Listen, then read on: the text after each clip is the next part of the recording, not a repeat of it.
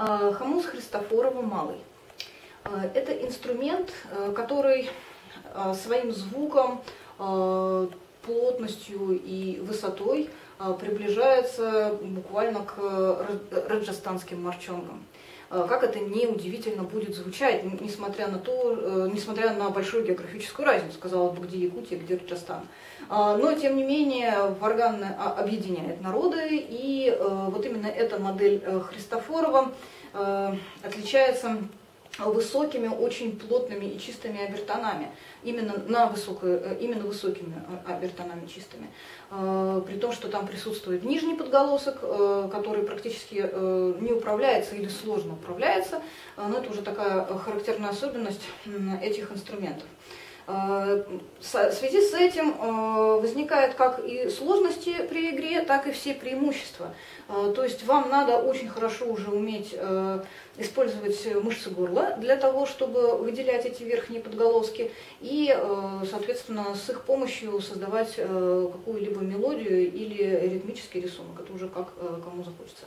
Ну вот вы можете посмотреть на инструмент со всех сторон. Инструмент кованый, присутствуют следы ковки, здесь обязательно будет стоять нота, отмеченная мастером. Язычок в меру плотный, но тем не менее все-таки тугой, хотя отдача от него небольшая, но приноровиться необходимо. То есть вы должны как-то соотносить силу удара своего с тем, насколько вам удается раскачивать, насколько у вас есть необходимость раскачивать этот инструмент. Ну, я вот предпочитаю пальцевую игру, но также можно играть и любым другим способом, как классическим якутским боем, так и кистевым ударом.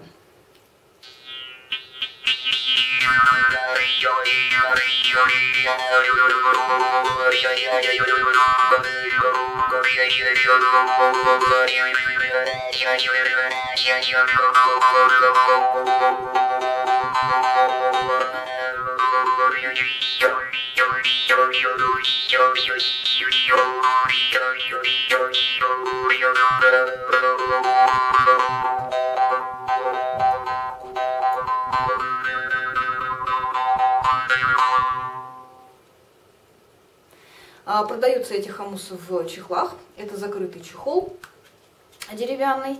Инструмент помещается туда полностью. Вот таким образом хорошо защищен язычок. Вы можете его закрыть,